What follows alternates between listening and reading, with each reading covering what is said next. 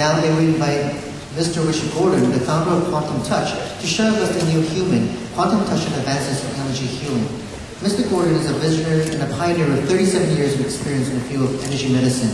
As founder of the Quantum Touch organization, he traveled internationally speaking at medical centers, conferences, and chiropractic college. He was also a faculty member at Harvard Institute and the Holistic Health Institute. Mr. Gordon.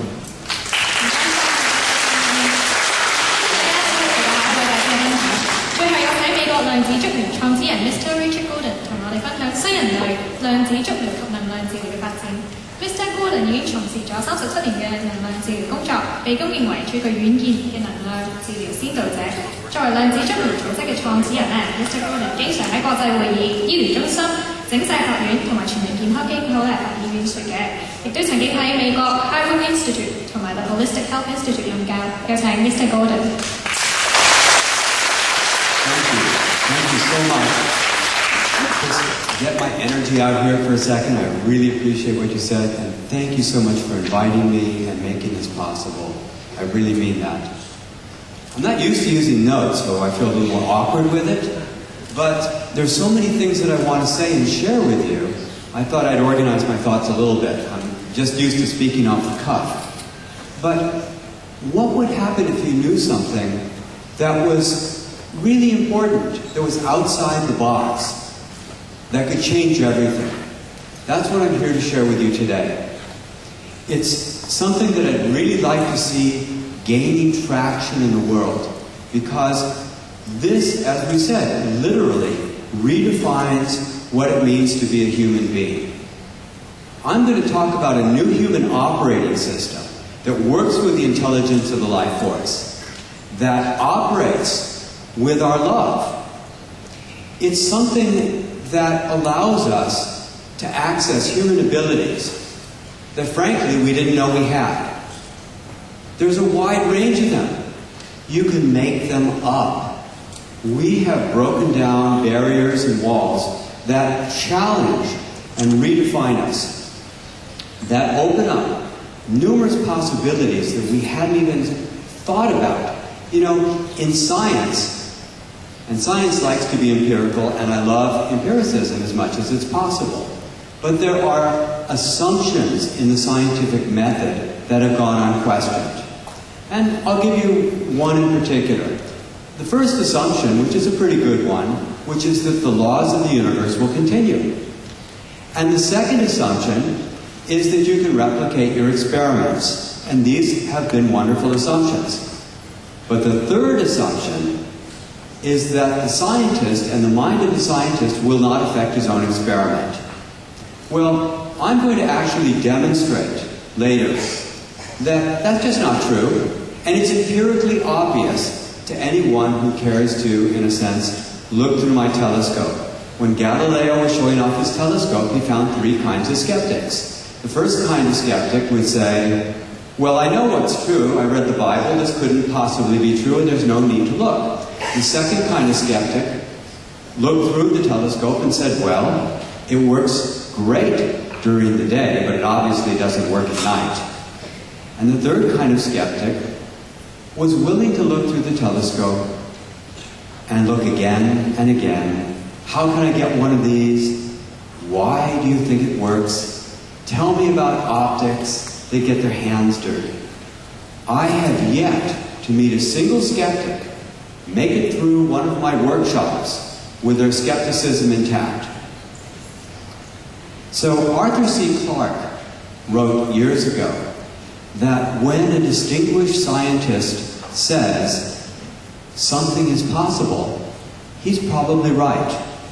And when another scientist says something is impossible, he's probably wrong. But he said that any sufficiently advanced technology is indistinguishable from magic. And that is where we're going. So I'm going to demonstrate that and show empirical evidence. And I'm going to talk about the implications of this, and then I'm also going to talk about a vision for the future of where this leads. So that's where we're going. When people make outlandish statements like I've already made, the natural assumption is that this person is either a fool and they've been deceiving themselves, or a fraud and they're out to convince you of something that isn't true. That when you find out that these are basic human skills that you can demonstrate for yourself, that everybody can learn and demonstrate, it changes the whole thing. Because nowhere in my work am I trying to convince you of anything. Am I trying to use suggestion? Am I trying to use a placebo effect? There's no part of my work that's trying to convince you that it'll be true. In fact, I'm happy to work with people who don't believe it. Now, the scientists like to call this magical thinking. The magical thinking that your thoughts somehow impact the outer world. If you learn to focus your love in specific kinds of ways, you can actually have a demonstrative, visible, tangible effect on the outer reality. And I'll demonstrate that in ways that would be considered physiologically impossible. So, my work is we now have certified practitioners in over 50 countries around the world. My last book is in 17 languages. And the reason it keeps growing is because people like you have experienced it, have explored it, and I think most exciting for me is we keep discovering new things that we didn't think were possible. We keep breaking open new territory. So,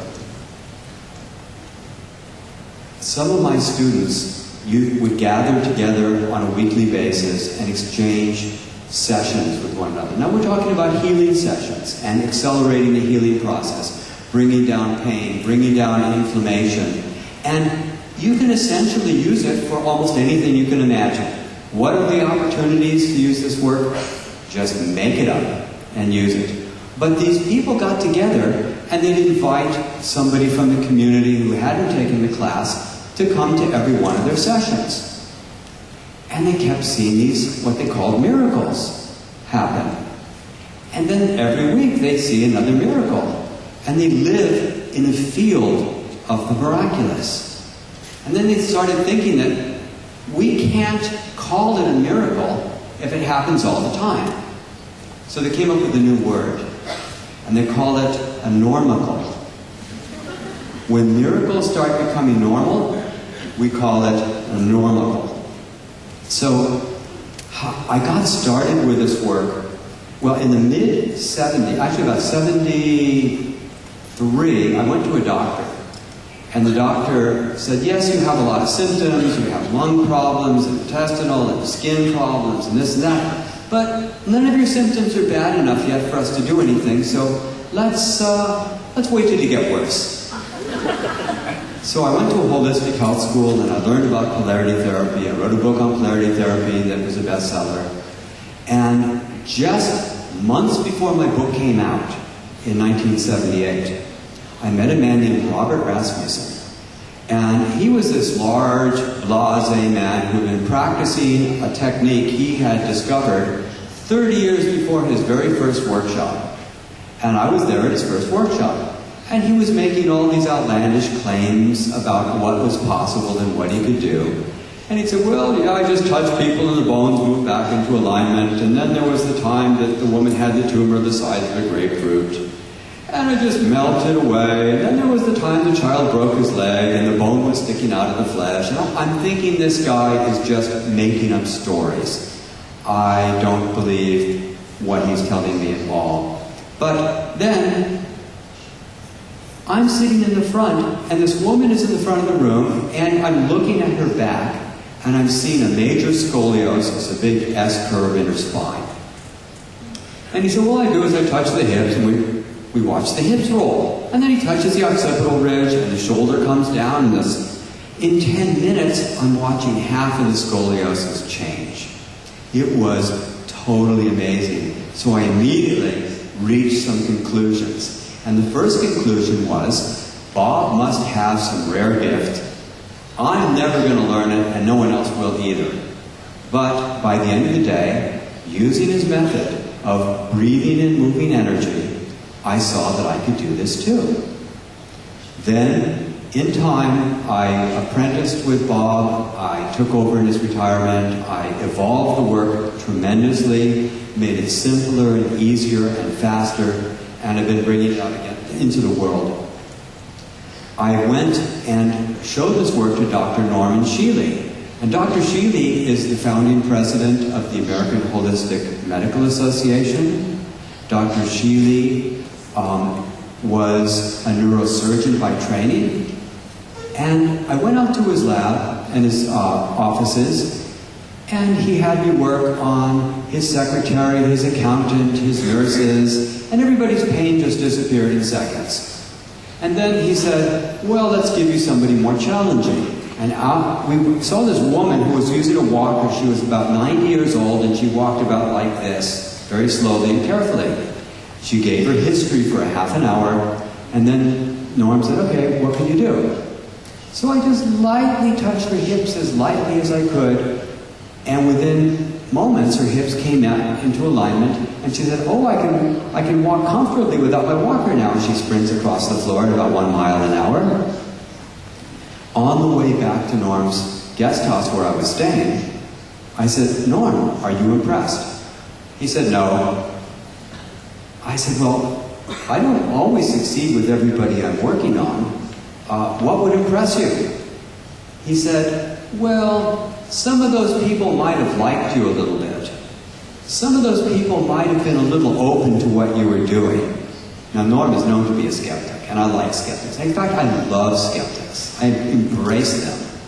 He said, I want to see, what he first said was that I don't have to do a double-blind test on everything that I do. I just have to make the test so rigorous, I can't believe anything but the outcome.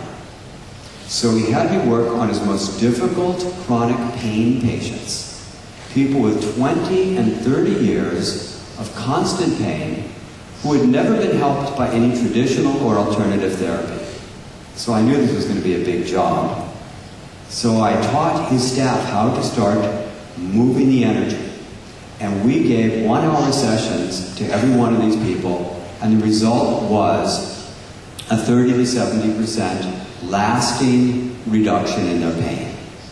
Then he wanted to know if I could do it without, at a distance, and affect people's brainwave activity.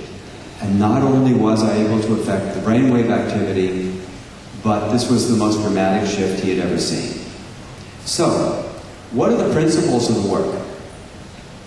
The principle of the work is we're using the life force energy that the Chinese have called qi, and the Japanese have called ki, and the yogis have called prana, and Dr. Beverly Rubik has found 70-odd words that various cultures use to describe this animating current of life, this life force energy. And what we're doing is we're using breathing and body awareness exercises to raise our vibration of this energy. It's very simple. There's nothing you have to believe. You feel your body, you use breathing. You connect to your love, you put your hands on them. It's only a little more complicated than that. There's no belief I'm asking anybody to accept. And then you put your hands over the affected area, and then through a process called resonance and entrainment, their body comes up to match the vibration of yours. Their body intelligence does the healing that it wants to do. So we like to say that a healer was the person who was sick and got well. And a great healer is someone who is very sick and got well quickly. Because I can no more heal you than digest the lunch you ate. Your body heals itself. The cells heal themselves. I don't know how to heal your cells. I don't know how to heal my cells. Nobody knows how to heal cells. The complexity of the reality is so vast. We don't have the technical understanding on how to heal a cut on our finger. But the body intelligence, and later I'll talk about the spiritual intelligence of the system, understands this. So, that is the basic process. You hold a really high vibration of energy, then the other person comes up to match your vibration. So, this has been tested so many times. I did a study with the men's basketball team at the University of California, Santa Cruz, and we saw that an average 10-minute session reduced their pain by 50%. Dara Walton did her PhD thesis showing that people with severe musculoskeletal pain from a single session had pain relief. Nobody in the control group had any benefit at all. It's just been going on and on where you can actually see that this works. Now, it also works amazingly well on animals. So, one of my first sessions that I gave that impressed me was somebody brought a rabbit to my house, and the rabbit was happy running around the floor of the house until I realized there was pellets everywhere, and I needed to put it back in a box. So I cornered the rabbit, put my hands on its back, and the rabbit was trembling under my hands.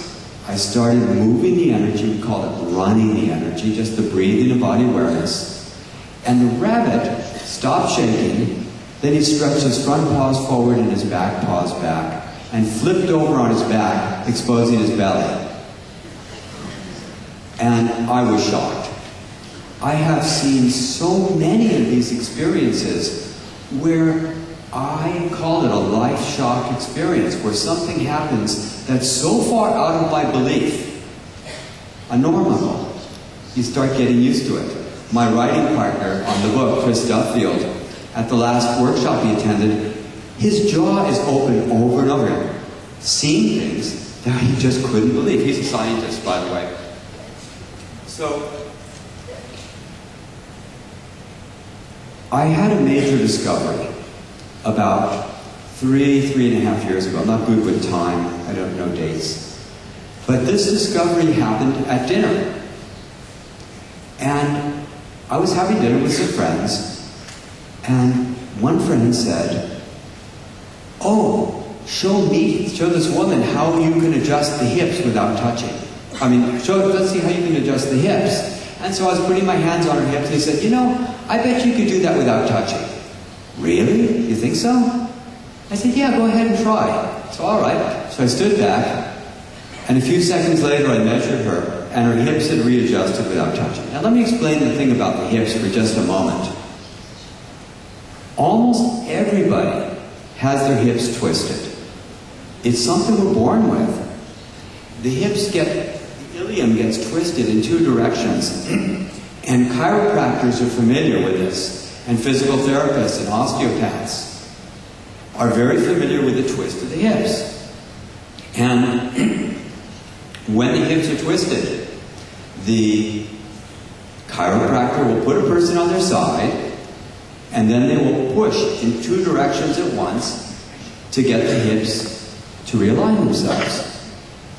Now, when you're standing, no one can voluntarily untwist them. People don't even notice that it's there. We have no physiological mechanism to adjust your own hips, lest you kind of twist yourself or something.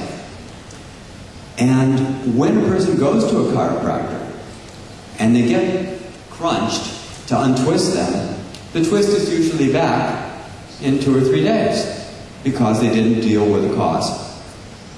A man showed me a subroutine or an aspect of my technique, and now we can permanently untwist them. So there's new human abilities, and one of the abilities is to be able to affect people physiologically at a distance without touching. And the distance is irrelevant.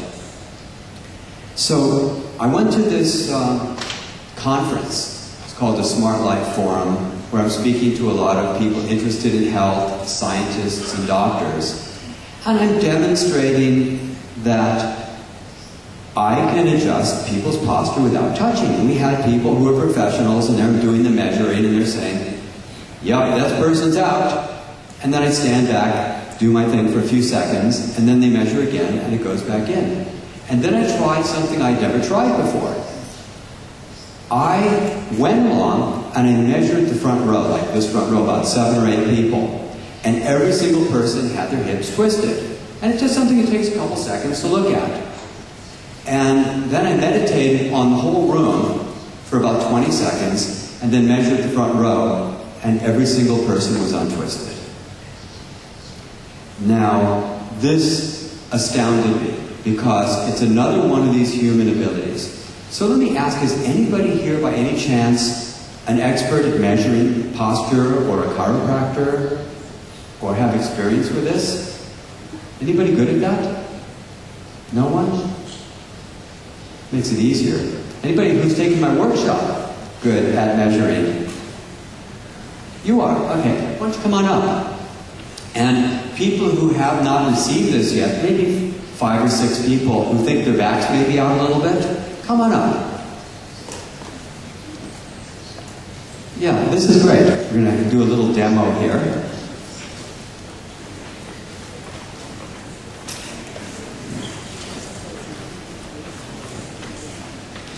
This, okay, that's probably enough people. It doesn't really matter. We can just do them all. It's good. By the way, I'll get to everybody in the whole audience. So you don't have to all come up on stage. Why don't you quickly measure everybody just from the back? Because it's easier. It's usually easier to measure the back. Yeah, it's high on the right. Yeah. Right. Yeah. I want you to everybody turn around everybody, and you can measure. Yeah, almost everybody has the right side high in the back and the left side high in the front. All high on the right. That's the typical pattern. It's very. There are people who aren't, but this is the typical twist. So, all high. Yeah. There are human abilities we didn't know, and I am thrilled that we're looking to do research here at the university. Because it's not, you see, let me tell you about the hip thing just for a second and put it in context. This is one of the least interesting applications of the work. Because this isn't what we can do is we can accelerate the healing process, we can bring down pain, we can work on inflammation. What's that? Okay, I want to bring people down a little further. We can work on virtually any kind of condition. We work on animals, plants, people under general anesthesia, fluids. There's many, many things. Yeah. So, Bernard, what are you seeing? All high on the right. All high on the right. So, okay. So I'm just going to look at you. Okay, so it's unanimous. You're all high on the right. Okay, so I'm just going to gather all of you in my consciousness for a moment. No, stay here, Bernard. Don't go away. Okay, good. So I just kind of connect with all of you a little bit. Just here we are. Now I just kind of do this and just think about it.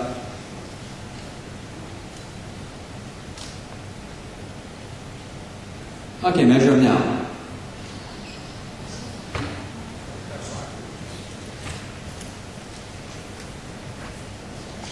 So,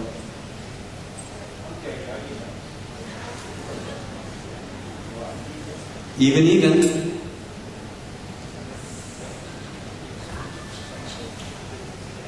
Yeah, that's right. You don't feel anything because it's gentle. Now, if you want me to be rough, I'll have a big stick and I'll hit you with it. No. Yeah, I've done this in front of groups of chiropractors and shown them. Yes, what I did was permanent. What I'm going to do for the entire audience next is permanent. This will last the rest of your life. And let me explain how that works. There's a man named Don McCann who attended one of my workshops. And he had been working for 30-odd years. And he had developed a therapy called structural energetic therapy. All right, we're just about done here. I'll tell you about Don in a second.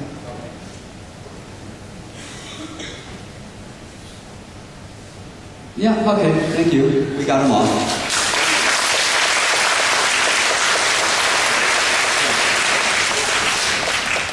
Don had discovered that if you can align the bone behind the nose, called the sphenoid bone, the hips will permanently untwist, not just for a few minutes or days.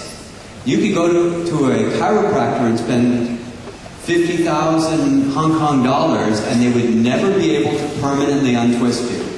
I'm going to give you all that today before we leave. You can leave money for me later.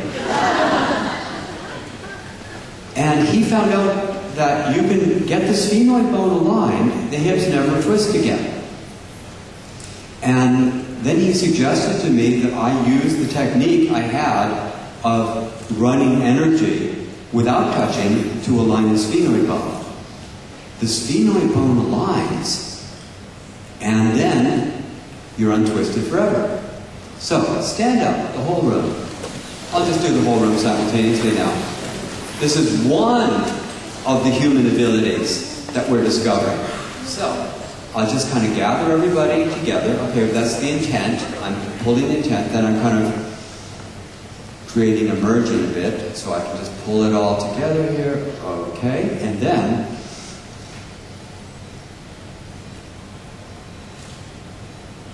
that's it. That was it. Not too painful. Okay, you're all done.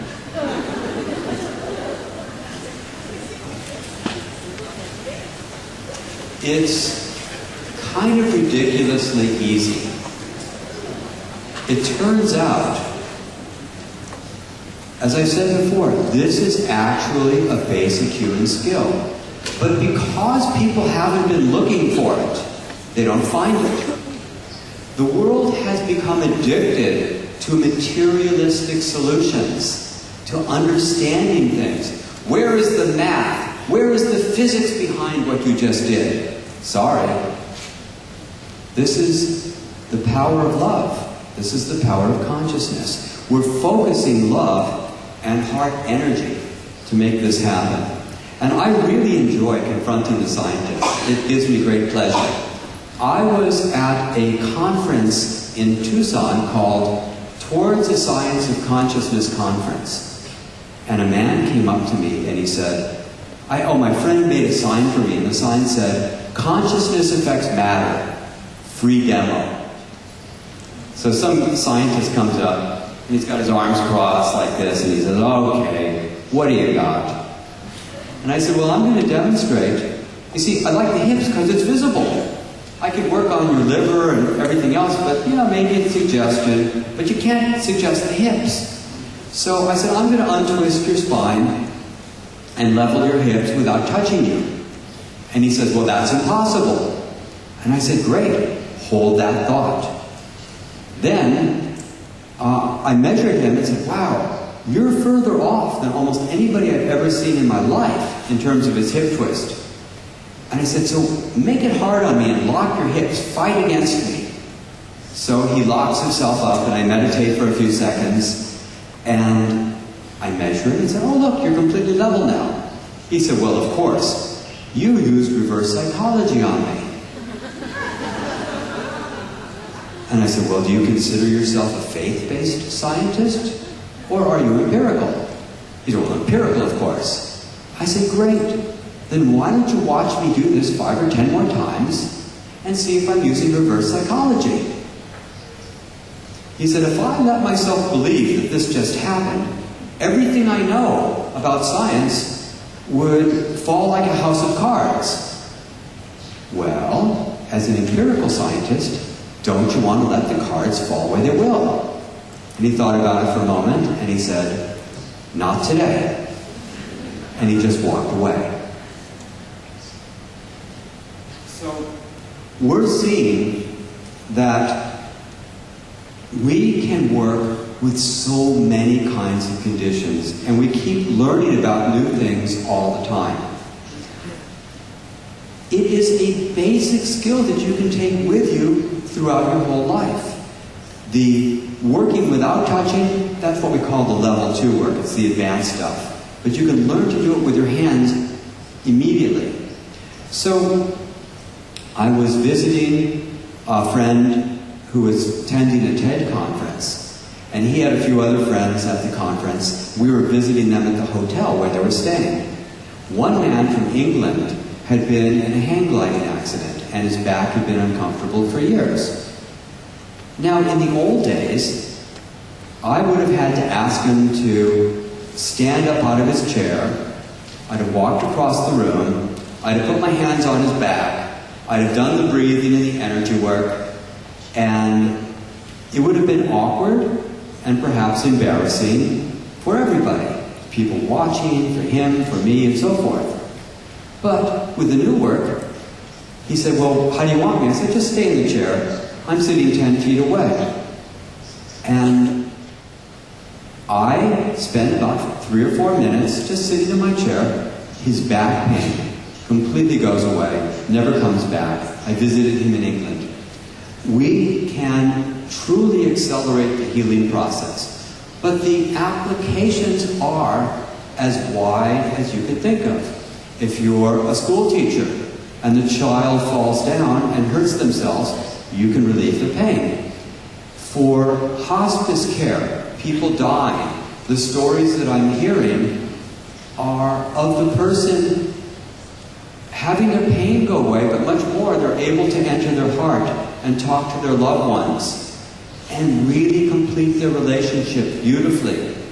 It's helping children be born. You can work whatever you can imagine, and now with the new work, we can direct the energy to specific parts of the brain where a person having some problems can go in. Now, just this week, I hear stuff all the time, and I'm continuously astounded. One practitioner and instructor told me just this week that she worked with a patient who had a bipolar condition, very serious, and after 3 sessions, the person is not exhibiting bipolar problems. She told me that a group of people was sending energy using the level 2 quantum touch to a child with autism, a 9-year-old who isn't showing signs of autism now. That shocks me. But I love being surprised because I sincerely don't know what's possible. And we continually find out. My business partner called me this morning. I'm not just telling him cherry-picked stories. This is just this week. She had a scar on the side of her face where a spider bite had happened. It was indented.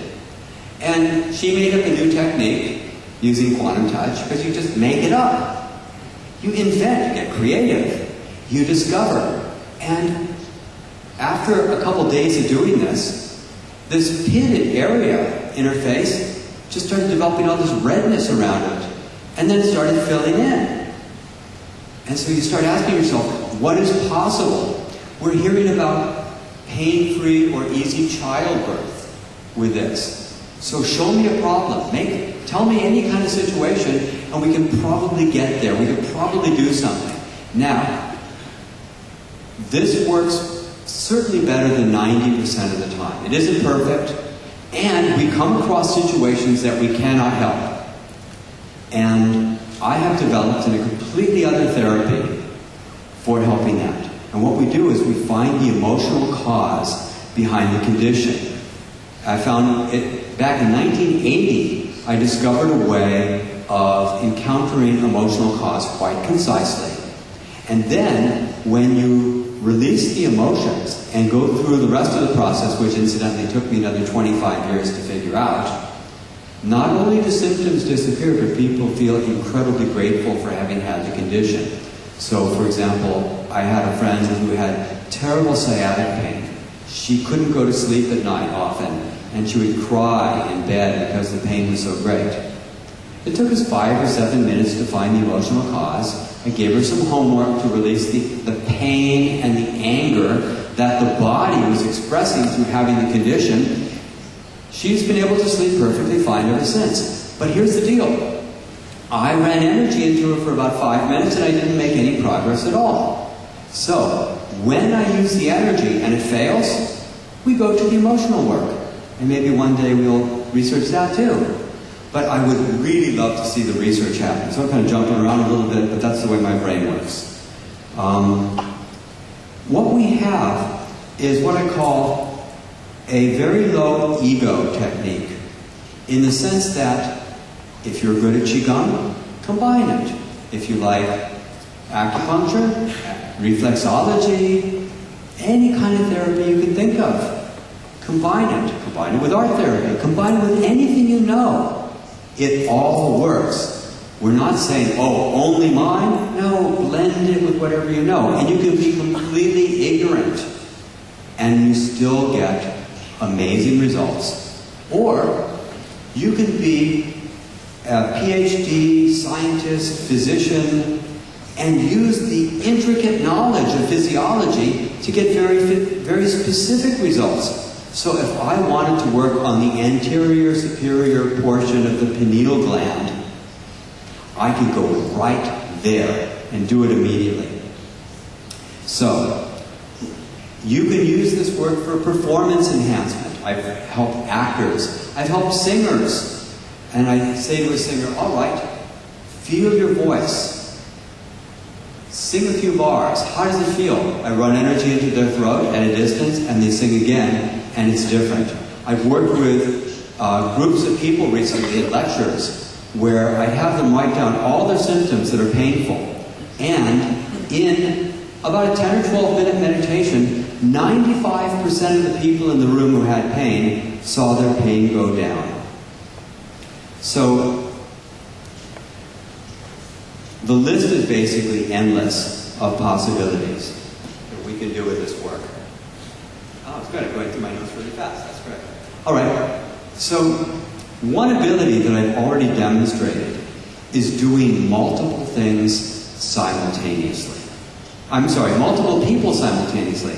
But I've also come up with a technique for doing multiple things simultaneously. Too many things for you to keep in your head at once. So we use an icon or a symbol and run the energy into that. And we're able to give it meaning, just like a Chinese character has meaning, just like a C with a circle around it means copyright. Symbols have meaning, and once you know the meaning, you can run energy into it, so we can actually create symbols or icons that have multiple purposes and do multiple things simultaneously. We've learned to use the energy to help people shift core beliefs. Now, there's nothing more stubborn within ourselves than our beliefs. So I work with a group of people and I say, there's 3 arenas of our life: health, relationships, and successes. Which one do you feel most stuck in? And then we pick the issue that they feel most broken in, where, well, I just don't feel like I could ever be, do, or have this thing. And what we see is, in the course of maybe 20 or 30 minute meditation, what other people are helping you have the thing you want. At the end of 20, 30 minutes, yeah, that's reasonable. I could be that. I could do that. I could have that. We help them shift their identity. Exactly. We do that. So, change beliefs. Another thing we're finding out is that we can actually share our gifts directly with each other. So if you're gifted at inspiring people, you can help them have that experience energetically. So I had a friend who had a photographic memory, and I had her share the energy with me. And as I was going to sleep that night, I actually saw people's faces with their name written in gold letters underneath it as I was going to sleep. And it was the clearest visualization I'd ever had in my life. And I just think of somebody else, face would appear with the name in gold letters. I asked her later, I said, do you experience when you think about people, the face just appears with the name in gold letters? She said, how did you know? And then I also experienced her fear, so I figured out a way that we can get past that as well, where we can get the energy and the essence of the gift without all the other stuff that goes with it. Now, when Benjamin Franklin sort of discovered electricity, you might say, or figured it out to some extent, he had no idea of the myriad electrical devices that currently exist. That's how I feel about this. I've uncovered what my writing partner calls a new human operating system. Do we know all the things we can do? Of course not. Were the Wright brothers the best pilots? Probably not. They could do a little bit, but right now we're at a stage where the discoveries are happening really fast. So my writing partner asked me a question, and he said, well, how does this fit in with evolution? Well, it's a really interesting question. So you consider the animals in the past, did they have this ability? Well, not that we know of. I mean, the scientists haven't been looking for it, but it's possible they had this ability. But let's assume for the moment that it's just humans. Where could this ability have come from? Well, it turns out that a number of scientists, including Dean Radin, who's the head researcher at Noetic Science, and Daryl Bem from Cornell, have found what they call a pre-response. You show somebody a photograph, and before the light hits their eyes, they're having an emotional reaction to the picture. So they show lovely pictures and disturbing images. They're having a pre-response anywhere from a split second to a few seconds. Maybe our higher self is programming us from the future. Now, Michio Kaku has written that there is nothing in physics preventing the future or the past. The time doesn't have to move in an arrow only forward. It can go backwards according to physics. I did a healing in the past on my cat. My cat was a rescue kitten, and she was very needy, climbing all over me. So I went back in time, returned her to her mom when she was being bottle fed, ran the energy for her there, and she hasn't needed to behave that way anymore. It was completely transformed. What I'm doing essentially is I'm wanting to set you all free. Free to a wide range of human abilities and possibilities that can change everything. The implications of this is that we can be more than we ever thought. Now, if you consider the evolution of species on the planet, before any land animals walked on Earth, they were eating each other in the ocean. Some were very fast, some had spikes. It was just complete competition of jungle behavior. But the evolution of consciousness allows for the existence of compassion. Compassion, I think, is the basis of all religion. Compassion is the basis of spirituality. Having love from one to another. Caring for each other. That is the evolution of our consciousness to be able to have compassion. Unfortunately, as the world is getting half the people living in cities, our compassion is getting strained. When we lived in little bands of 30 or 70 people, you could care about everybody and you needed to. But now, people have substituted acquisition for compassion. And I really believe that that's what this is all about, is turning humanity back to compassion. And I want to talk about another implication. What does it suggest? That my imagination is working with a greater intelligence to do what I'm wanting to do. Now, when I would align the sphenoid bone, I'll confess something. I didn't understand the physiology of a sphenoid bone. I didn't know exactly what it was. I didn't know what it looked like. And the part that I thought was high was exactly the opposite of what was true. I got it wrong. Well, it's behind the nose, right? But I didn't know what it looked like, and I didn't know. I was always imagining that the left side was high, but it was the right side was high. My intention linked with the universe intelligence and was able to know what I wanted to do, and it aligned correctly. So what does this tell us? It tells us that there is an empirical spiritual reality. I call it secular spirituality. That is not based on a book, on a dogma, on a deity, or an angry God, or anything like this. This is our true nature. And it is empirical. Just doing this thing with the hips shows that our love is an actual force that changes the outer reality. Now, how do I understand that? I understand spirituality, and my understanding of it, about as well as a dust mite in the Library of Congress understands the library. Does it understand what a book is? Does it understand a paragraph or a word or a concept? I think that the infinite intelligence of the universe is so far beyond my understanding that I certainly can't personify it as an angry old man who lives in the sky. All right? Finally, I want to suggest a new Turing test. Now, this man, Alan Turing, came up with this idea that eventually they'd have these really clever computers who could speak to you. Like, you could talk to them on a keyboard, and eventually you wouldn't know if you were talking to a person or a machine. Here's my idea of a Turing test. If it's a machine, it can't adjust your hips in the next room. And if it is a person, it can. Because the machine has no heart, has no soul, has no desire, has no intent. This is the difference. We are not lumbering robots that you can download your consciousness into a computer. And the dear people who think that's true have something coming to them when the empirical obviousness of that comes by, because computers are silicon psychopaths. Hal in 2001 as easily shut off the life support as he adjusted the temperature in the room.